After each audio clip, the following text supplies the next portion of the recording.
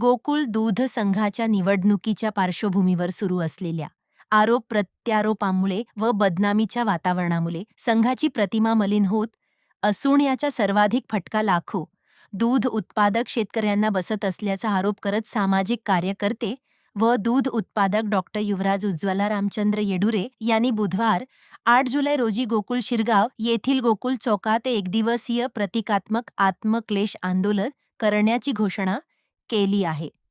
पत्रकार परिषदेत बोलताना डॉक्टर येडुरे यांनी स्पष्ट केले की त्यांची कोणतीही दूध संस्था नसून गोकुळ दूध संघाशी त्यांचा कोणताही अधिकृत संबंध किंवा पद नाही.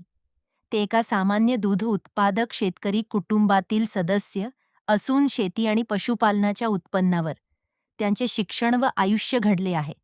ते म्हणाले, गोकुळमुळे लाखो शेतकरी कुटुंबांचा संसार उभा राहिला आहे. दर 10 दिवसांनी मिळणाऱ्या दुधाच्या बिलावर अनेक घरांचे अर्थकारण चालते.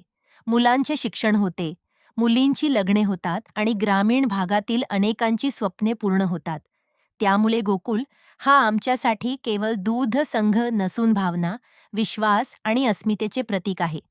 गोकुळच्या उभारणीत योगदान देणारे संस्थापक स्वर्गीय एन.टी. सरनाईक, माजी नेते आनंदराव पाटील चुयेकर, सर्व माजी व विद्यमान संचालक, अधिकारी, कर्मचारी, दूध उत्पादक, वितरक आणि ग्राहक यांच्याप्रती त्यांनी कृतज्ञता व्यक्त केली. डॉक्टर येडुरे यांनी सांगितले की गोकुळ हा कोणत्याही एका व्यक्तीचा किंवा राजकीय गटाचा नसून लाखो दूध उत्पादकांची सामूहिक संपत्ती आहे.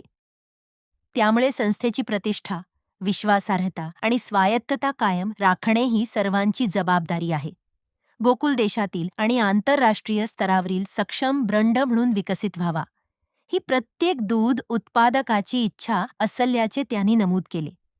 त्यांनी स्पष्ट केले की प्रस्तावित आत्मक्लेश आंदोलन कोणत्याही व्यक्ती, राजकीय पक्ष किंवा संघटनेविरोधात नसून केवळ गोकुळच्या हितासाठी, दूध उत्पादकांपासून ग्राहकांपर्यंत जनजागृती निर्माण करण्यासाठी आणि सहकाराची परंपरा जपण्यासाठी आहे.